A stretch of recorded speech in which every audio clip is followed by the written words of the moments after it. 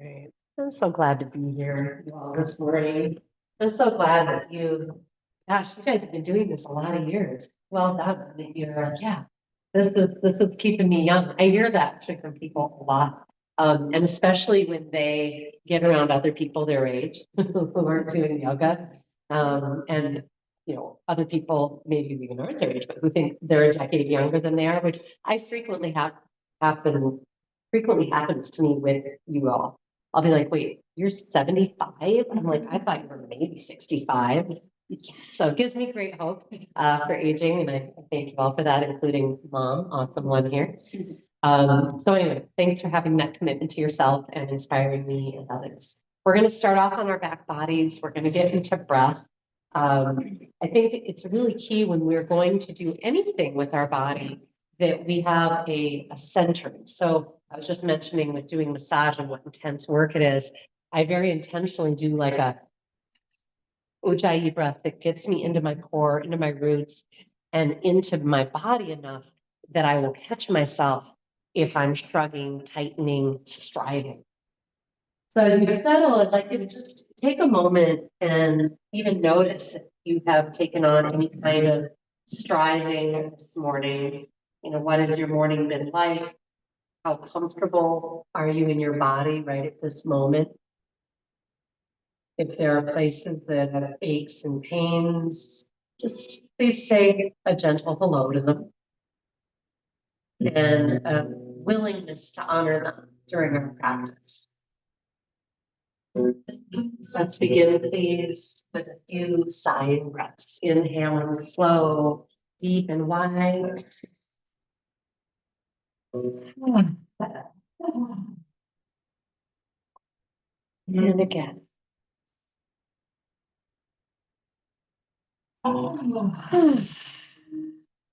You might find yourself wanting to gently roll your head side to side, always following your body's instincts. This is your practice. Your body might ask for things today it never has. You're welcome to continue sighing or return to sighing at any point in our practice. For now, please turn your gaze up and in, third eye point. Lightly connect the tip of the tongue at the roof of the mouth behind the front teeth. The rest of the tongue and jaw is soft, the mouth spacious and gentle. You might choose to add ujjayi, our throat contraction. Makes the whooshing sound of wind in the trees, ocean waves.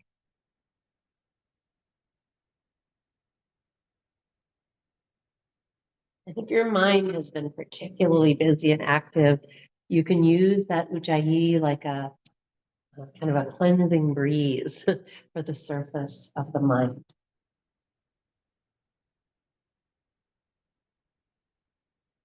I like to think of us as gently tending to our body like a gardener, right? Really being thoughtful, looking for weeds, looking for signs of new blooms. We were talking about observing that some of the plants seem stressed out there right now and wondering what that's about. Wondering in our own bodies, do I need more hydration, more sleep, different food? We're going to continue with these 3 points of introversion: inner gaze, light connection of the tongue, ujjayi. And I'm going to ask you to start doing more head movement. So taking all the way to one side as you take a full breath, and then rotating. Where do you feel the connection points? At some point, you'll go the other direction, lifting the chin up and back, and then bringing the chin in towards the throat, reaching through the crown of the head. That particular movement is a part of our fascia stretching we'll be doing in a moment when we add the whole body. But this is a great chance for you to notice how it feels, how much tension is there. When I do that, I can feel the stretch all the way down in between the shoulder blades in the cervical spine. And it just feels so good, it feels so useful. A little add-on, the next time the chin is up and back, again, you're being as vigorous as you can without hurting, obviously. But take your head just a little right and a little left. And I'm hoping you'll feel some connection points up in around the jaw, base of the skull, and again, maybe even into that upper back. Few more breaths, just exploring this amazing body that we're in.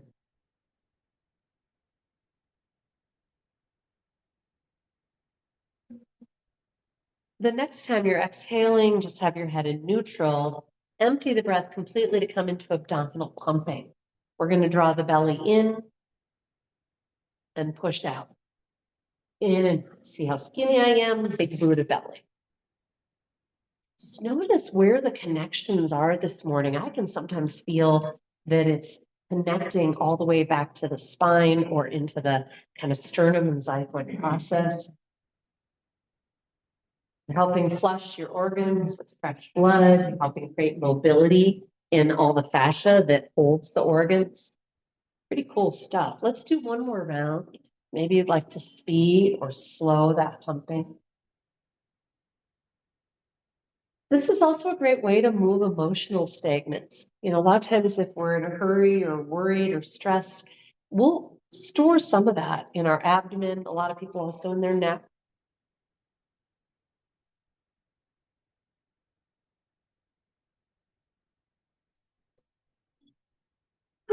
And when that last one is complete, then you might sigh or just take a deep breath. And then we'll draw the right knee into the belly, release wind pose. We're going to be more aware today than perhaps ever about flexing the feet vigorously, that left extended leg, flexing so firmly through the heel, if you can, and down through the thigh. It may bring your heel up off the floor. So the calf is touching, but then the heel curving away. Don't worry if it's not, just see if you can make that happen. No wings, no shrugs. One more deep breath.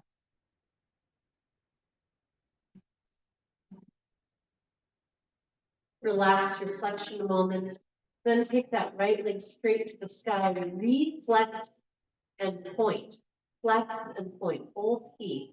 So we're creating some nice kind of flossing and lubrication through the back line.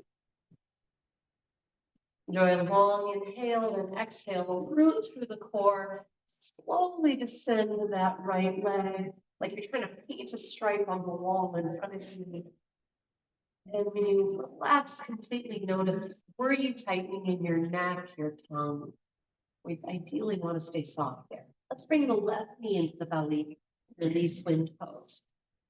And again, flexing down through the right thigh, really talking with the quadricep, flexing so firmly through the heel that you feel perhaps that it comes off the floor. No wings, no shrugs, or neck tension, breathing. Keep reaching and noticing. Is this side different?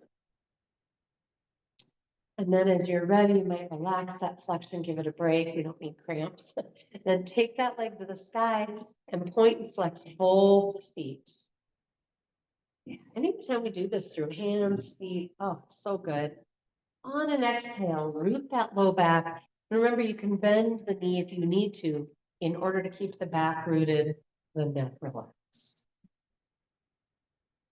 And permission to melt completely. All right. We're going to come into just a few rounds of compression and expansion breathing. And those of you who'd like, you might turn it into a rock pose or even rock pose with sit up. So on your next exhale, firmly, slowly draw abdomen towards spine, low back into the floor. Emptying. Is there more? When there's nothing left, relax. Oh, allow that beautiful breath massage to rise up to the spine. As we continue, if you'd like, add rock pose by engaging. Exhale, all the muscles you can talk to, hands into fists, or if you want to spread the fingers wide, squeezing arms into the side body, butt cheeks, thighs, feet. You can even scrunch up or open the face wide. On the inhale, you might soften completely or enjoy or reach overhead, as many of you are doing. I love feeling, where does the inhale fill me, or how does it fill me when I've got my arms extended? It's a really different series of sensations. Oh, let's do just a couple more. You guys look so awesome. If you want to add a sit-up motion to that rock pose, go for it. We always initiate with belly to spine, spine to floor. And this is important. We'll be using that same core anchoring during our fascia stretch, which is, the next time you're inhaling, just arms overhead and just organically work it, stretching through wrists, and you may flex through the palm, you might roll through the wrist, you might yawn, take a real. I often find if I start a fake yawn, it turns into a real one. The body's so mysterious. I love it. All right, my friends, we are coming into that fascia stretch. So this is the weirdest part, even for those of us who've done it a few times, it can be challenging. So we're just going to do the feet a moment. You're going to flex your feet, and then you're going to do what we call everting, which means the blade of the foot, the outer foot, is going to draw up towards the knee, and the inner line of the foot, the pad of the big toe, is going to move away. So we're going to do that, though, without rotating the feet at all. And so the feet are straight up, flexed firmly back. And if you find the whole everting thing just messes you up, leave that up, okay? Otherwise, take a moment, look at your feet, and just see if you can kind of talk to them and get the blades to draw up. There you go. Go ahead and let it relax a moment. Cool. Just notice what that felt like. All right. So the other key part that I want to mention is that when we're doing the head, if you were to talk, and you can try it when you're doing it, it should sound like this, because you're not just bringing your chin in a little, you are compressing so firmly, it will compress your vocal cords, okay? When you are ready, we'll start with the feet. Go ahead, flex those feet, evert them if you can, power down through the core, and then press firmly through the crown, a little top knot of the head, bring the chin in, keep lengthening through the crown of the head. Breathe, notice, and you can run the tape loop through your own mind. Flex feet, evert, anchor core, reach firmly through crown, bring the chin in. You should have a triple chin happening by now. Breathe and notice, and about 10 more seconds for a 30-second. Good. Good.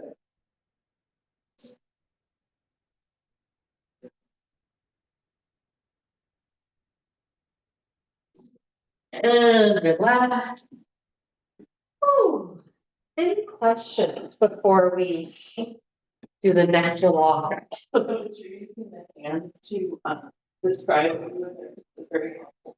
Oh, it was? Yeah. Oh, good. I Thanks. finally got it. Thank you. So seeing my hands doing this helpful. Good. Good. Because I was hoping that would help people on Zoom, because they wouldn't see my feet, but it helped you. Okay.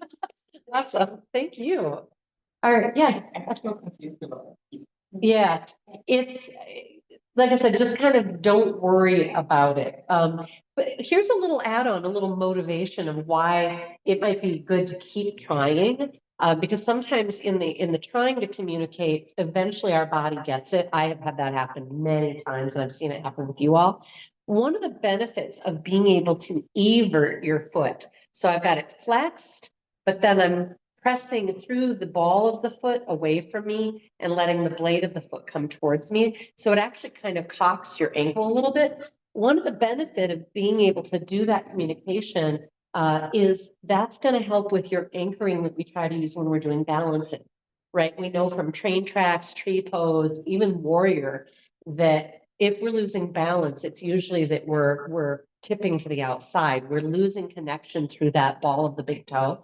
And then when we're doing standing stuff, and especially, it requires strength and ignition of the inner thigh to root through there. And this is where most of us are quite weak. This is a huge part of core strength, is the ability to squeeze and engage that inner thigh. So that's why we use the block during bridge to kind of entrain that and think about rooting through that inner foot.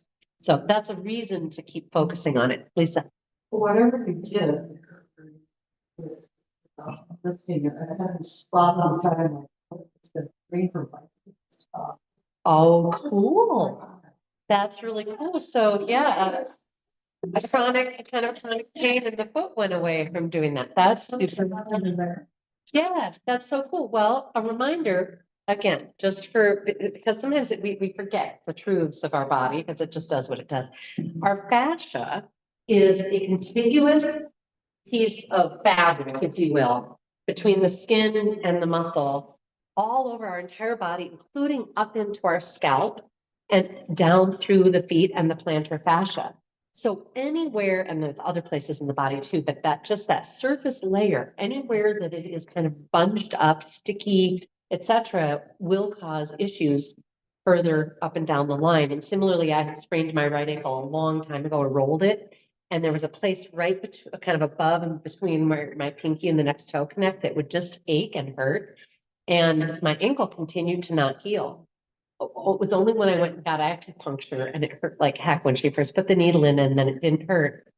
And the problem has been solved. It resolved whatever that point was where the fabric was snagged and we got it unsnagged. So maybe this works for you too.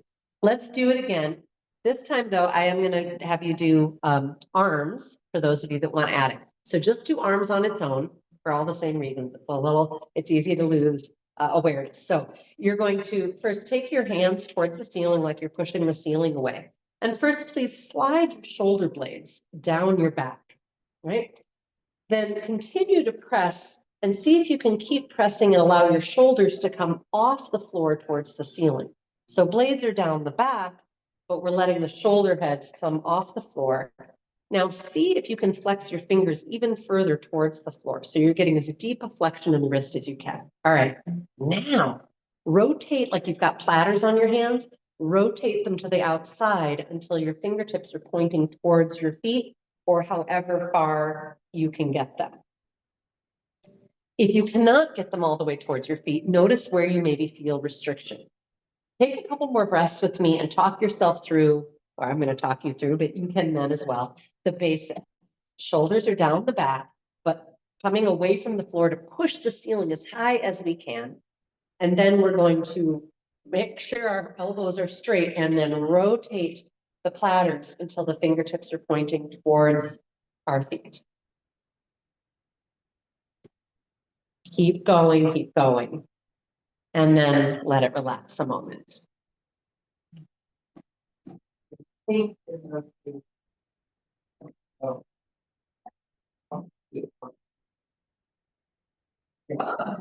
right, so option is to just do the full body thing that we did before from foot to head or to add the arms. Okay, so feel free. It can be kind of fun.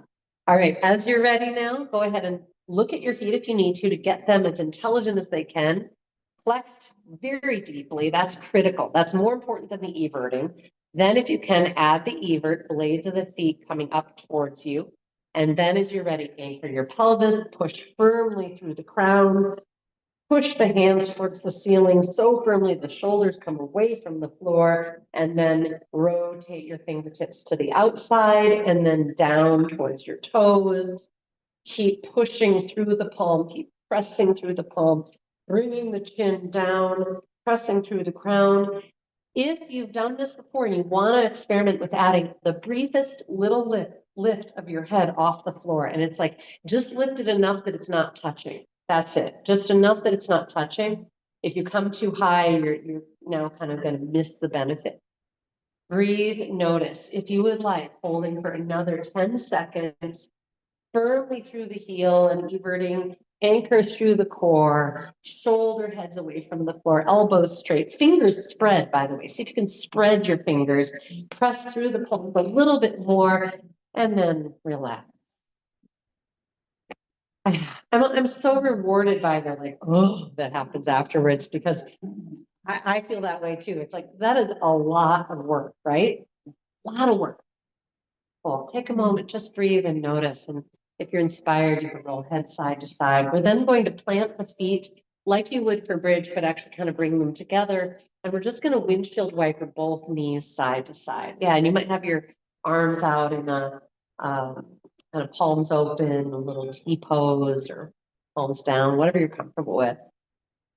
And so what you might notice is as your knees go to one side, maybe you notice more of a stretch along the outer leg and hip than you do on another.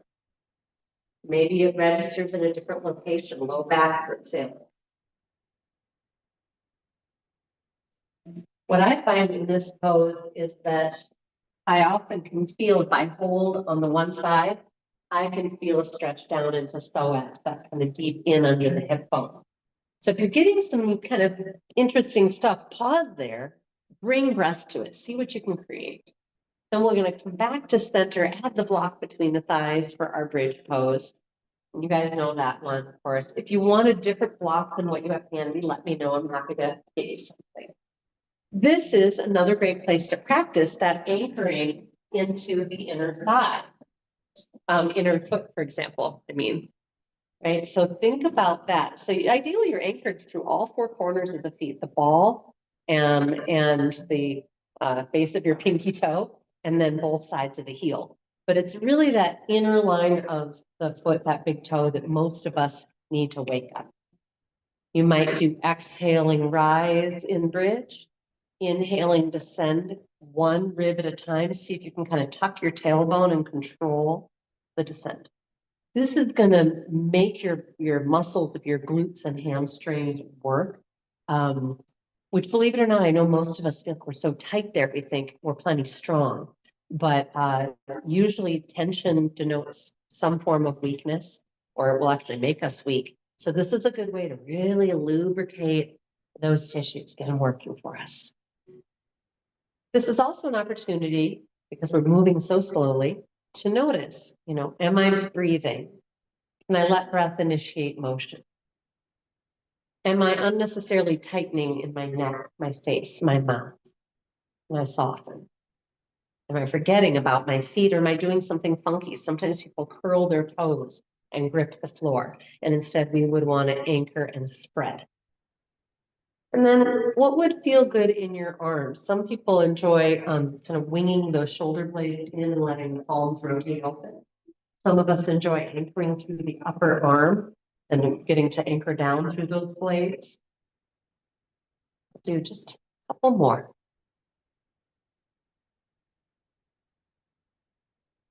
The next time we come up, I'm going to invite you to add the foot hover. I'm going to ask you, if you want, you can take the block out. I'm going to ask you to put your hands on your hip bones for just heightened awareness, because we'd love to keep those hips stable. And then if you would, raise your hips and simply hover one foot off the floor. Don't lift it up very high.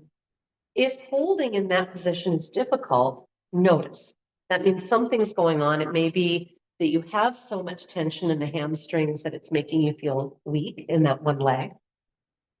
It's the standing leg that we're asking to do the work of compensating for the lack of support from the other one. So talk to that butt, cheek, and thigh. If that's feeling great and you want to explore, you could take the hovered foot into a leg extension. If you do that, keep your thighs the same height. So the knee just bends and straightens. We're not lifting the leg above the other leg. Keeping the heel flexed here is really valuable. And go ahead and look at your foot. Keep those toes straight up. Notice if your tendency is to rotate the foot out. That's going to get more of your outer leg involved, and you're going to lose that inner leg effort that we want. But it's also a great way to notice your own habits. Like, oh, okay, I'm rotating that foot out. All right, let's return to the floor, bring those hips down. Notice what would feel good. Do you just want to bring knees to belly? Do you want to come into a full happy baby, clasping at the ankles, the big toe, bringing your knees towards the floor? If you're doing this, please also try to kind of anchor your tailbone towards the floor. Sometimes people get so curled up. Shoulder heads down the back, send a couple of deep breaths in.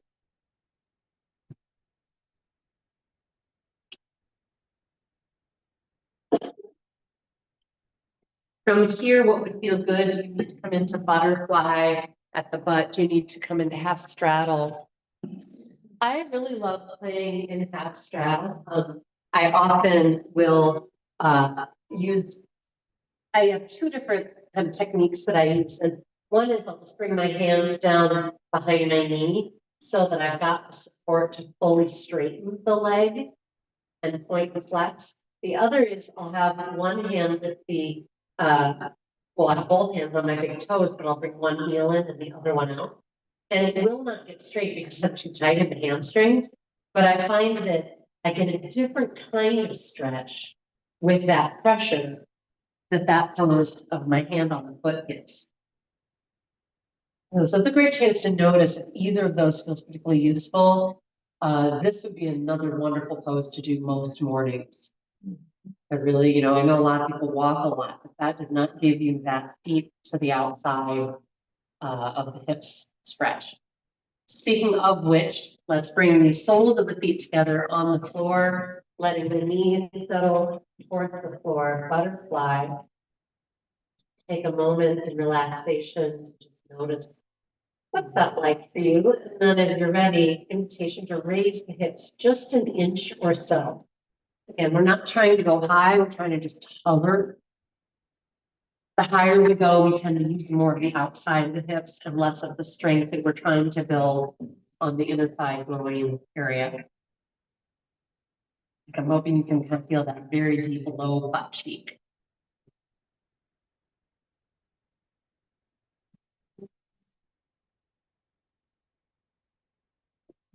Be here for another 20 seconds or so. If that's too much, you'll come down.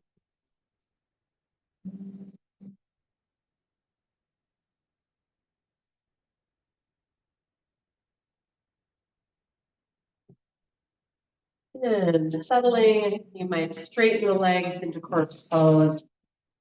And then I'm going to invite you in a stretch that I often do as I'm getting ready for bed, or to go to sleep, I should say. I'm laying in bed, trying to get to sleep. And that is to firmly flex your feet and then rotate your toes in and out. This is something I often help my clients do on the massage table as well. We'll take them into that. And it can create some wonderful, again, just like lubrication up into all those connections from the plantar fascia up through the shin and calf and knees and so on. You got it. Let's come into our reclined pigeon next. Plant the feet flat, cross the right ankle onto left thigh. Yeah, this can be done in a chair too. If you've got a life where you have to sit a bunch. Midday, you could just do this and take your chest towards the knee. If you're on the floor, you just bring the whole deal towards you so that your knee is coming towards your chest, hugging it tightly with both hands towards your right chest. So I'm hugging the knee only, then sending it a little towards the center line. And usually we don't have to go far before we feel it kind of in that piriformis butt area. You might also have it in hamstring or IT bands, inner thigh, can show up a lot of places, right? So it's such a great stretch. And trying not to use the head, neck, and shoulders. Are you at your edge? Can you afford to deepen it? What would deepen it? The breath almost always does. Maybe it's hugging that knee tighter. Maybe you need a slightly different angle. Sometimes people will take a hold of the foot, and that gives you a little more freedom to play. Are you bringing the knee closer, the foot closer? Ah, lovely. And in your own time, release and switch. Sometimes people release that leg and do some point flex and roll. Anybody finding any fun treasures? I just hear chuckling. I'll take that as a yes. Yes, I often like to say yogis are treasure hunters. So hugging that left knee tightly towards the chest. Sending it a little towards the center line. If you ever get an impingement at the front, that's where then you may have to adapt and hold the foot and get a different angle. But also notice that, right? Because any impingement in front, especially if it's on one side, important information.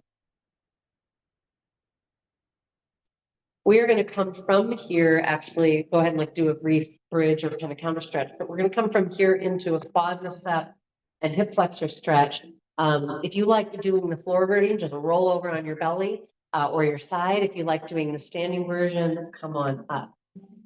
In any of these versions, it's really, really important that if you're having a hard time getting a hold of your foot, you don't just keep trying because you'll tend to get a hamstring cramp. You would want to then put a strap or something around the ankle to make it easier to hold. Once you've got a hold of your ankle, a couple of things to think about. Let the shoulder blade wing in towards the spine. That's going to add this extra nice stretch across the front. Squeeze the glutes as you bring your knee in. We're not trying to make it touch the other leg, but we want it straight down from the hip bone. See if you can bring it slightly back in space. And those of us who are standing will think about lifting up through the heart space. Those of you that are laying down, if you can keep from curling forward. I know it's hard because otherwise you lose your balance, so just do what you can do. Breathe, notice. It can take a good 6, 7, 8 breaths for some of these big muscles and some of the fascia to let go. So just if you can hold a while and observe the stretch growing. When you come out, it might feel good to do some kicking, pointing, etc. And let's find the other side. And something else I didn't mention, but that I often add is I add yoga toes. I kind of flare my toes away from the heel, kind of towards the top of the foot, if you will. Kind of a spreading involved.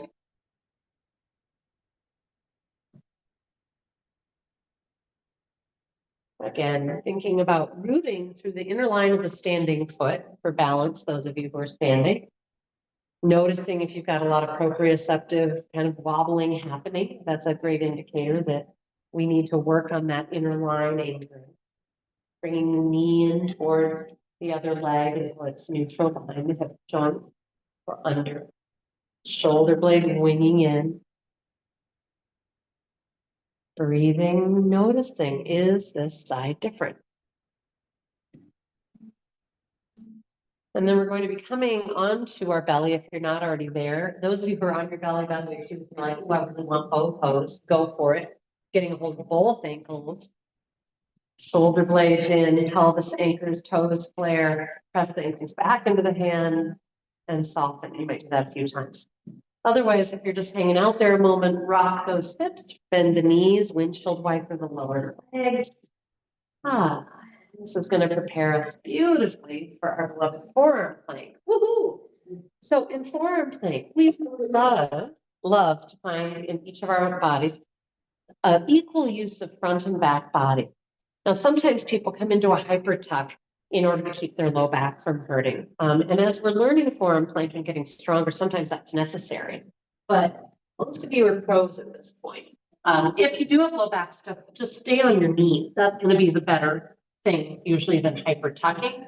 Because what I'd like is once you're in your version of the pose, of course, check that your neck is neutral. In fact, bring your chin kind of up and in towards your throat a little bit. Think about getting a long line from the heels through the heart. So if you were hyper tucked and you reach back through your heels and forward through your heart, that should get you there.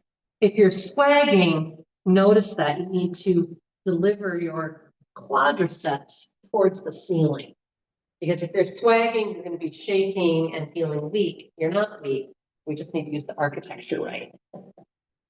Good. Now think about broadening through your heart, and that will actually bring your upper back into more of a neutral shape versus super kind of broad and puffed out. We'd actually love to let the kind of a little bit of a valley reappear between the shoulder blades where the spine is. And again, we're not dropping the chest. So it's kind of interesting to play with a more subtle neutrality. When you feel like you've had enough observation in that, come on out a moment. Practice simply softening. Can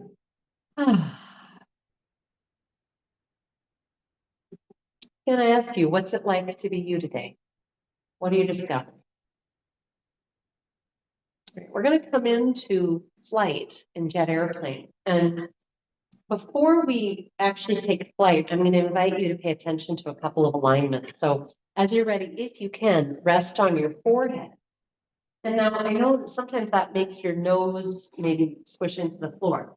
If you bring your chin into your throat like we've been doing, you might find that you're able to get rid of that pressure. Palms are facing the floor, fingers spreading wide. You want them tented or just flat, however. Circle the shoulder heads a couple of times, big circles until you sense that you've gotten them as far down the back body and as far off the floor as you possibly can.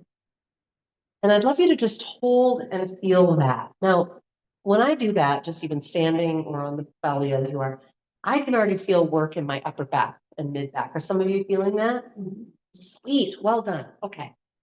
Keeping that sense and really long through the back of the neck, anchor the pelvis, and on your inhale, take flight.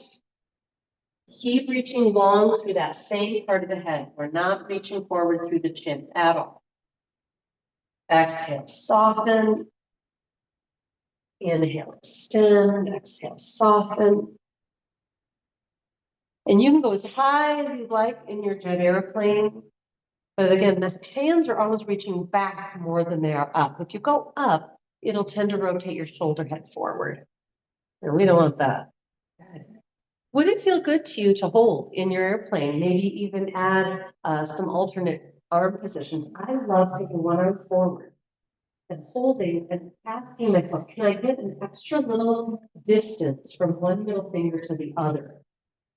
And I find that brings me into some awesome engagement and awesome stretch. I usually find an extra little space through my waistline, armpit, which this is such a big part of shoulder health, remember.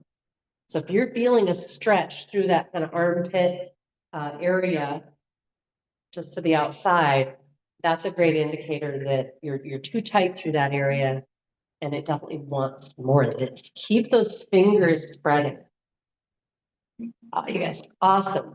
Lastly, if you would like, for the last couple of breaths, you can come out first. You might come into full flight with the arms either back, out, or all the way up. Jet airplane or a glider plane can be fun too. But maybe you reach the legs off the floor by reaching behind you. Make sure you're not thinking lift, because most people will bend the knees if they're doing that. This is just pure length. And now you've really fired up your back body. That is amazing. Let's press back child's pose. Yeah, take those knees wide, let the hips settle back, belly settle towards the floor.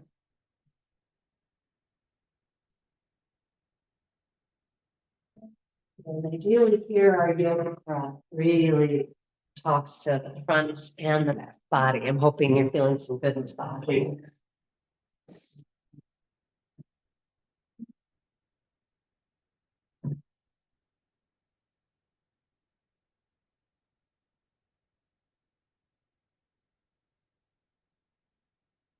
Right, and we're going to come into our first downward facing dog.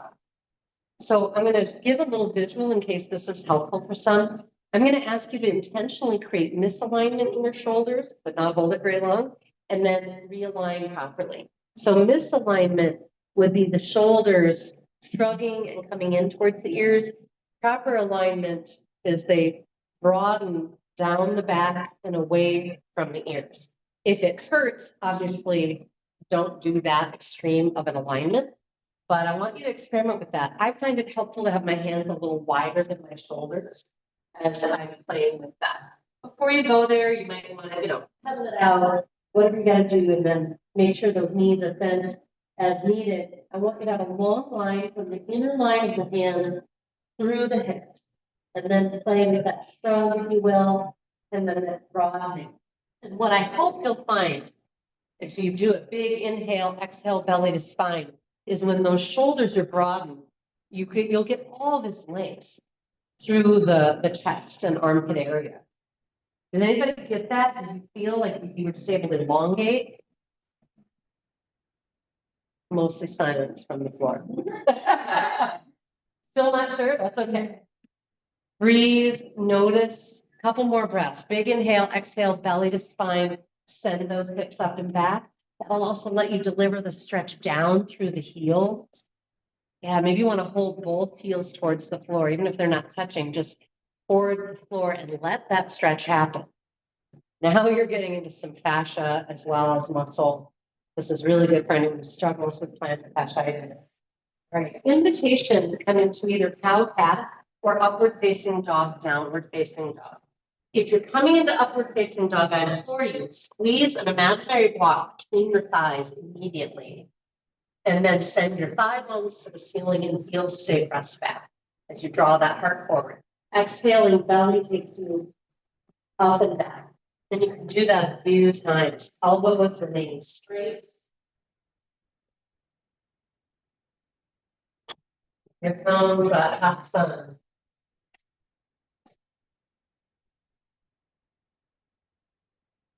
We're gonna all meet in rag doll, so you can walk the hands back towards the hips. Let the head hang. Into a couple of really willful breaths. So nice compression, exhale, emptying as you fold more deeply. On the inhale, filling completely, even though this is not an easy shape to do that. I know you can do it. You can always even put your hands on your shins and give you extra space if you need to.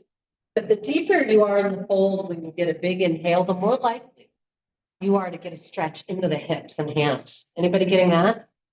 Yeah, awesome. It's like a massage, right? On your inhale, sit to chair. So you swivel up, let that butt settle. I'm going to ask you to notice something. Do you think your pelvis is tilted so that you are doing tailbone back, low back arch? Try tucking your tailbone a little bit until you feel really good work happening in that low butt cheek. That's what we want to be using here. It's what we want to use when we go up the stairs. I've been training for that. I've been doing a little running and making sure that I'm not going like this up the stairs. Okay. And one more breath. See if you can go a little lower. Hello, butt. Inhale, rise, in, squeeze, push the earth away. Exhaling your hair.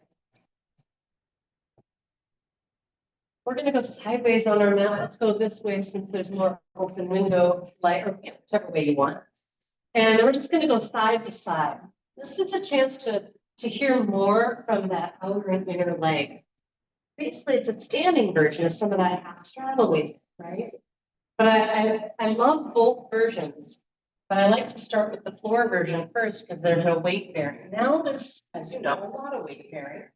You might feel it in your ankle. If your feet aren't wide enough and your knee is trying to go past your ankle, you're going to feel ankle pressure and you'll try to peel the inner line of the foot away. You do not want that. So you just have to take your feet wider or just don't go as far side to side. Let's go all the way to one side, whether your hands are on your thighs or the floor, and hold and breathe. Give more downward pressure to that straightened leg's foot. So push into the floor. Don't let that leg just be over there, not knowing what it's doing. Yeah, big belly breath. And then you're ready, other side. Is this side different? Is it easier or harder to keep that foot anchored with the straightened leg? Do you get a bigger or lesser stretch in that inner thigh, or do you feel it somewhere else in the body? And some of you are doing that, walking the hands towards the foot and getting that deeper side body stretch as well. Right. Option for coming out, your choice to either plant the hands, downward dog series if you're wanting it, or just bring hands onto knees. You might even come up in a cat back or resolving upright in a standing with jet airplane arms. If you're in dog series, you're inhaling to your plank, knees or feet. Exhaling chaturanga. Again, try to keep as neutral in that body as you can. Inhaling cobra or upward facing dog. Exhaling downward facing dog. Right, we're gonna all meet upright again. So if you're ready, walk those hands back to the feet. Exhale, sit to chair. Couple breaths. Find that right pelvic alignment for you to feel the light up of the glute. If you're not sure, put your hand right where your butt cheek and your thigh connect. And notice the difference between if you bring your tailbone back, and then at some point when you tuck it under, you'll feel a fire, right? Yeah, awesome. All right. Inhale, root and rise. Feel that muscle, squeeze it. Perfect. Nice work. We're gonna go sideways on the mat again. We're gonna be playing with warrior two, or Drasma two. All right. So as you get your feet as wide as they can go, parallel, think about that all four corners of the feet thing and see if you can just have a little communication time with them, okay? Then as you're ready, we're gonna rotate the right foot so that the toes are pointing at the front of your mat. And we're gonna use all our power from the back leg to send our hips forward. I like pulsing, I like giving my body a chance to communicate like what's going on in the various muscles and joints. Tracking the knee with the foot. If it's going to the inside, you need to resolve that by externally rotating, squeezing your right butt cheek towards the left edge of the mat. Once you feel that you've got a good spot for the lower body, check that your spine is simply neutral, rising up out of the pelvis. In other words, not reaching forward or back, which I sometimes see. Then we'll reach our arms out from our heart. You have flatter hands, and you keep rotating the pinky towards the ceiling and reaching more deeply out through the fingers. For a lot of us, it'll create some pretty nervy, interesting stuff in the upper arm. Yay, you're welcome. One more breath.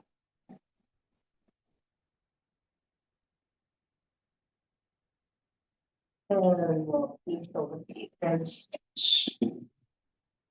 Again, the energy for this pose comes from that back foot rooting, sending us forward. Our spine stays completely upright. There's no leaning any direction. It's like we're a puppet suspended from a string.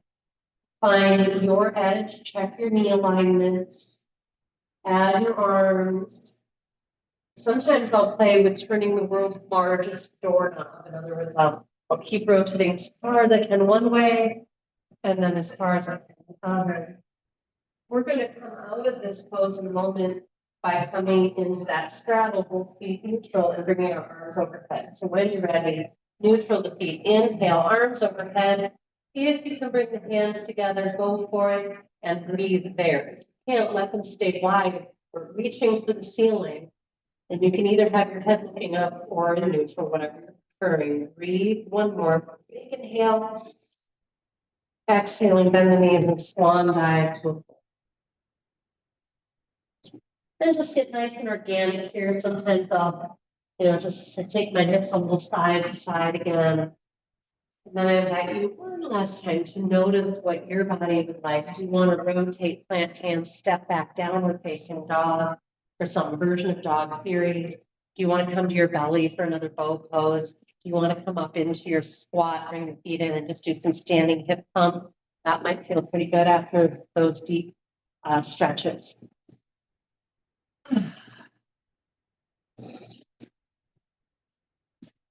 Then we're going to be making our way towards the mat again with have a block handy. We're going to be doing the block under the sacral triangle for its wonderful benefits of stretching and opening the front line.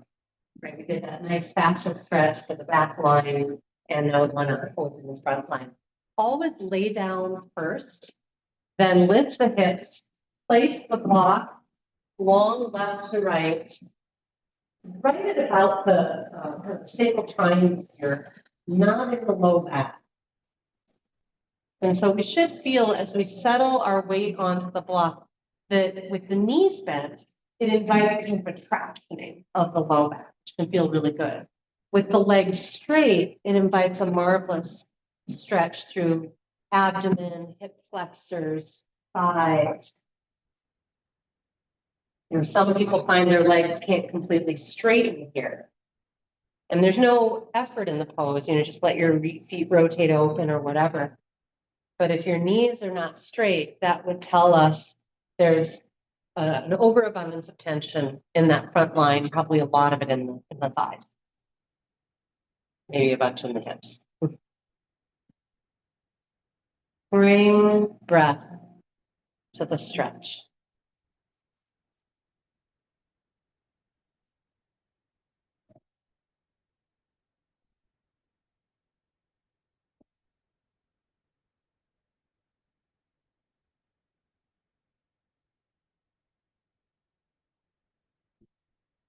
I know, and really, all of yoga is just like a moving meditation. Ideally, we're attendant to breath the whole time. I know it can be hard because I'm, babbling away to you, inviting you to pay attention to a lot of other things.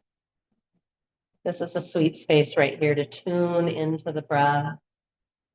That slow, steady abdominal and diaphragmatic breath affirms I'm whole, I'm well, I'm safe. I don't need to be on high alert for anything. There's nothing that needs fixing.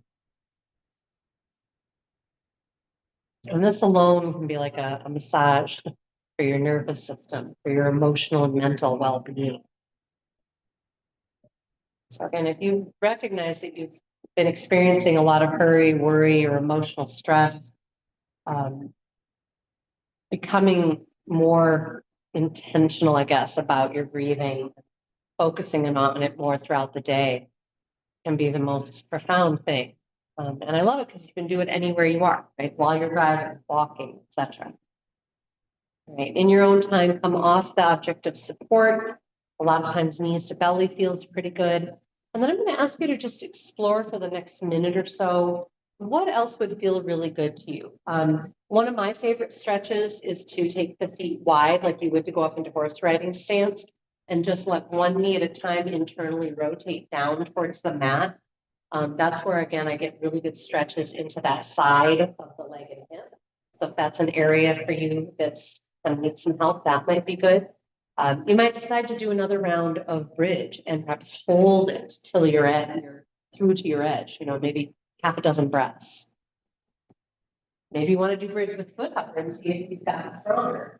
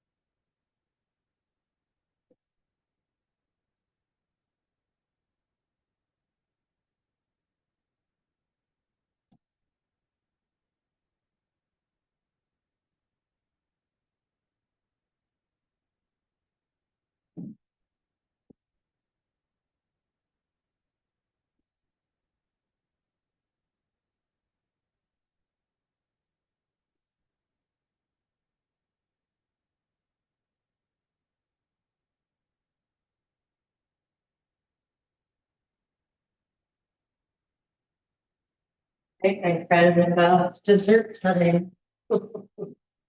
So I'm going to invite you to, if you're willing and if you're interested, to start with a few minutes of seated meditation with me, with the idea that after that 5 minutes, anyone who wants to stay seated, you're finding yourself, oh, I'm settling into a nice zone, I want to keep going, then you certainly can. And then anyone who wants to recline and get that spinal decompression, you can certainly do that. So inviting you in finding your seated meditation, inviting you to please give yourself either support of a wall behind you, a different leg position, like say legs out in straddle if need be, or something under the hips until you are able to be erect from sits bones to crown. If you're even a little bit hunched, that's going to have tension in the body, but it also reduces the efficacy of the meditation. So that long freedom of spine is part of what creates the quieting effect on our nervous system and anti-inflammatory, so on.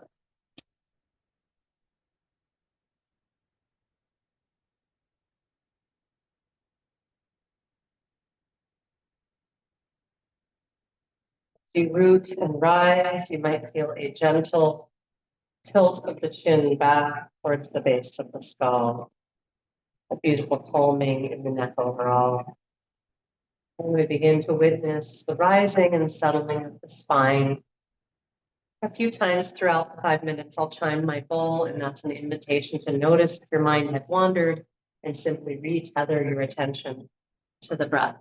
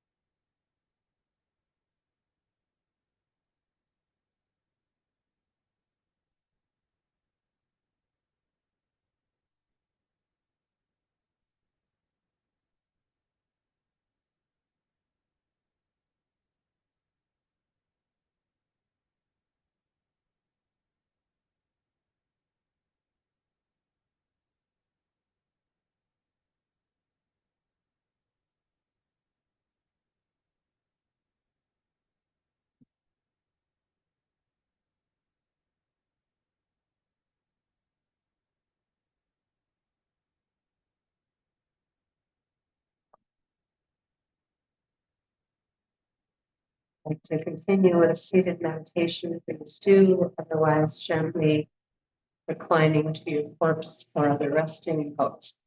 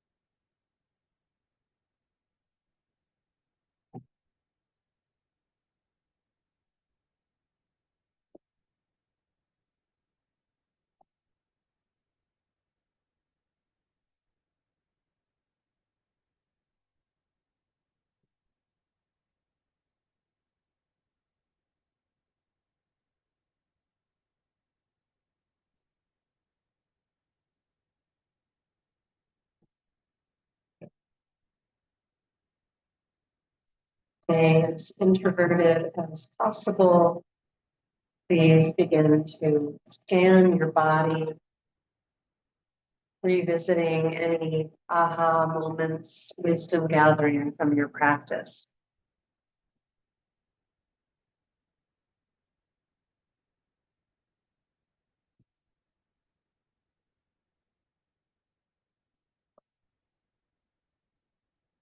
What energy would you like to re-enter the river of life out there?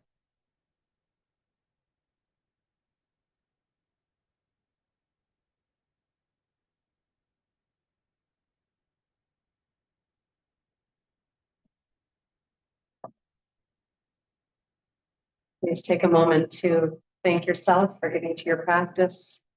I thank you. Such a pleasure always. We appreciate the incredible wisdom you've all gathered and how much you know your body and how committed you are to its well-being. Om Shanti Shanti. Om Peace. Peace. Namaste. Forward to seeing you again soon at the mat. We are on this Thursday at Third Mountain. If you have not gotten out yet this summer, or if you have, but would love it if you'd join us. We have a grand old time. It's so awesome, it's beautiful right now. I can hardly stand it. Come visit. Take care.